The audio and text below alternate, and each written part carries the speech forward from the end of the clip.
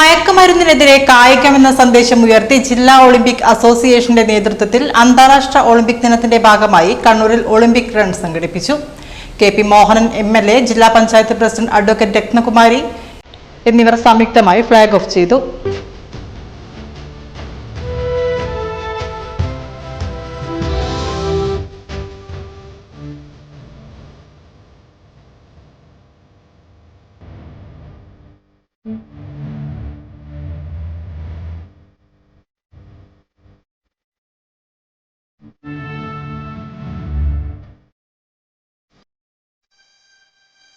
Municipal Jawahar സ്റ്റേഡിയത്തിൽ നിന്ന് ആരംഭിച്ച് കണ്ണൂർ നഗരം ചുറ്റി മുനിസിപ്പൽ സ്റ്റേഡിയത്തിൽ തന്നെ സമാപിച്ചു. Sports council president KK Pavithran master, secretary C Pradeep, Olympic association ജില്ലാ president doctor PK Jagannathan, secretary doctor Babu Panneri, treasurer Shebin Kumar, Kannur cycling club president Shahin Pallikandi, K Anjana, വിവിധ അസോസിയേഷൻ ഭാരവാഹികൾ തുടങ്ങിയവർ പങ്കെടുത്തു.